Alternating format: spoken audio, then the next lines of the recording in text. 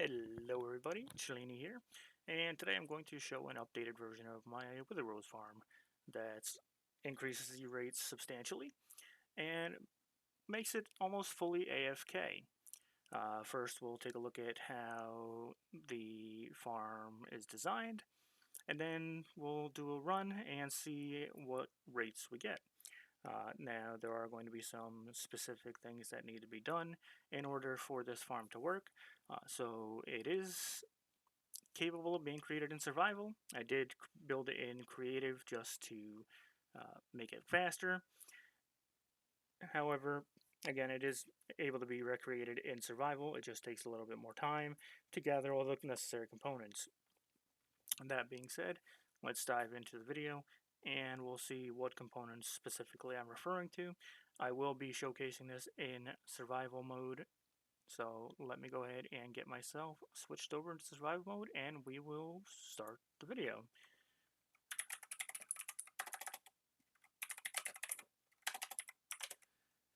Alright, as you can see, I am currently in survival mode.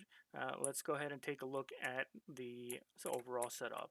So over here we have a standard hopper unloading system, which I actually did not give myself a hopper minecart. So let me go ahead and get that going, because I did actually break it in the previous run. So as you can see, the hopper minecart went down, made its rounds, comes back. If it has anything in it, it's going to drop it off here, and it's going to filter down into this chest.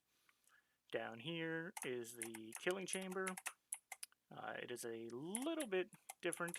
As you can see, there are four chambers that the silverfish are going to flow in from, all converging in these three chambers.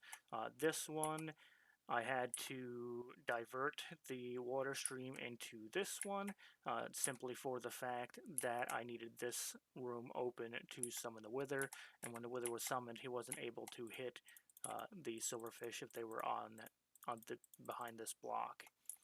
So we'll go out from here, and we'll take a look at the top level as we go up. There are 4 armadillo stations, each one with 24 armadillos total.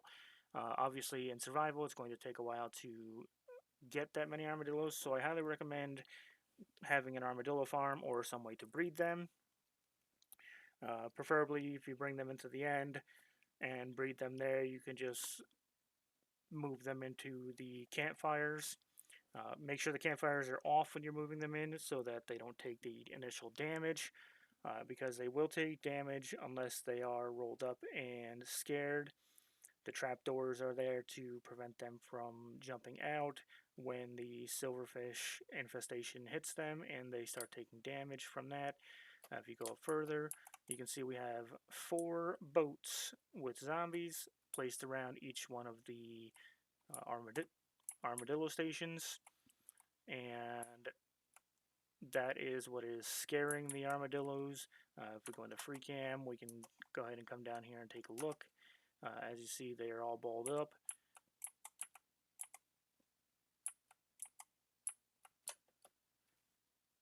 So we just ideally have to make sure they're not taking that initial damage. And around them, there are dispensers with splash potions of infestation. And over here is a standard etho hopper clock that when a minute and a half passes, it's going to flip over to here to signal the dispenser to fire a splash potion of infestation down at the armadillos, and is then going to shoot back over. And then after a total of 3 minutes, when the splash potion of infestation expires, it's going to shoot back over here. Now, prior to startup, it is important to make sure that this is set up properly. We have exactly 226 items in the system to give a rough time frame of 3 minutes from start to finish. And over in this particular one, we have 1 item. And the reason being is because as soon as that 1 item moves over to there, the redstone block is going to pop over here, and it's going to send a signal for the dispensers to fire. That being said, there is an on-off switch for that. So let's go take a look. And for the on-off switch, you just come over here, and there's your on-off switch. So let's go ahead and fire it up, give it a test run, and check out the rates after about 3 minutes. So first things I'm going to do, I'm going to go ahead and summon in the Wither.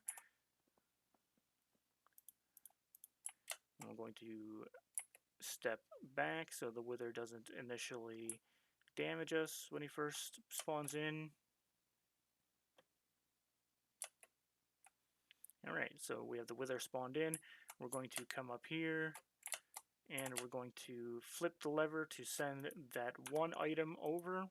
As you can see, the splash potion triggered.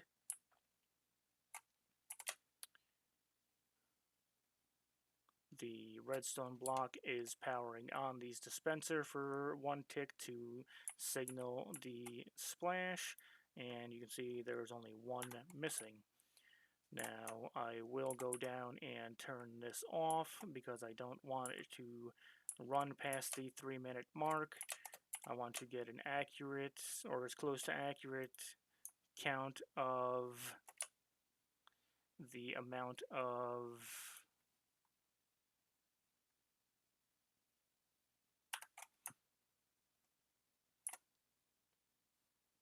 drops that we accrue.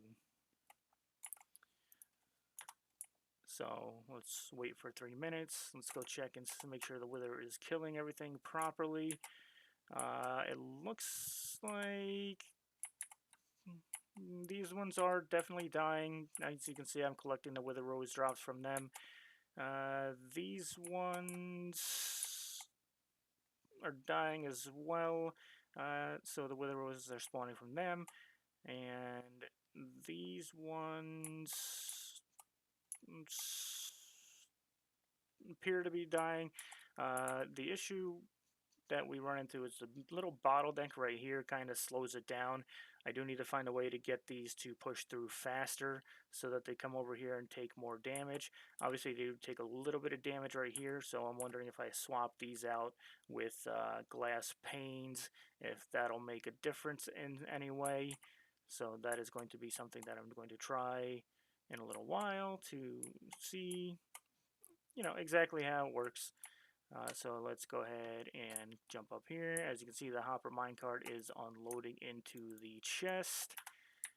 That being said, let's go take a look and see if the silverfish are still spawning from the infestation.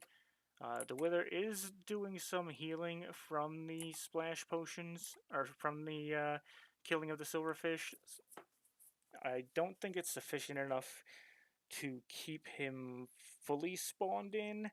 However, if I were able to push the silverfish down a little bit faster, he might be a little bit better. Again, this is still a design in the testing phase.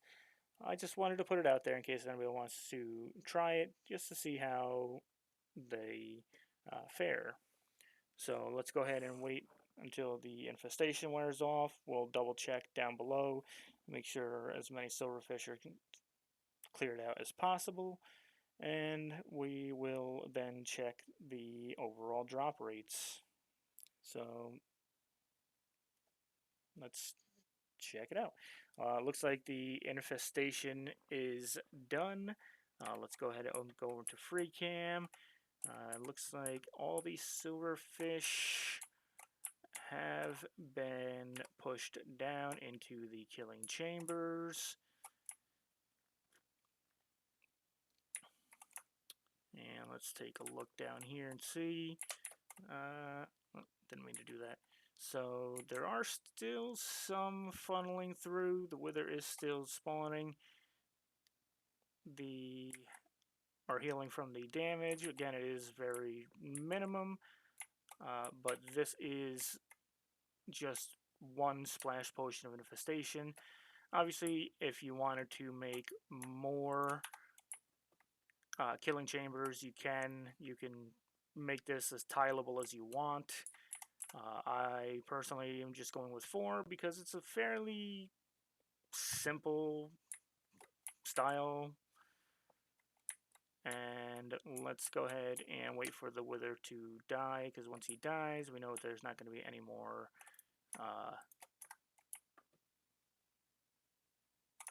silverfish being killed. So it looks like he's going to be dying in about a couple seconds here. And when he dies, he is going to drop another star. So when you're running this, you also get the benefit of getting a free beacon without having to actually fight the wither. So that being said, the wither is dead. It looks like he managed to kill all the silverfish. I do see some drop loss back there. So let me go ahead and break this. Sorry, I don't have a pickaxe on me. So I'm going to go ahead and break this. I'm going to grab those and get a total count of the overall drops from the wither roses. Oh, let's go ahead and pop up here. Let's double check here.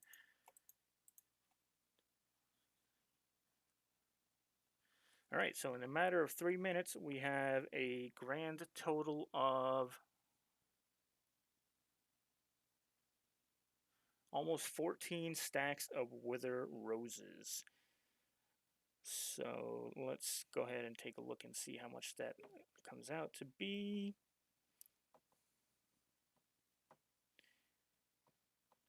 So you're looking at 18,000 wither roses an hour, roughly, if my math is correct. So if you would like a schematic for this and maybe try to build it and tweak it to suit your needs, feel free to let me know in the comments, and hopefully you guys enjoy the build showcase. And thanks.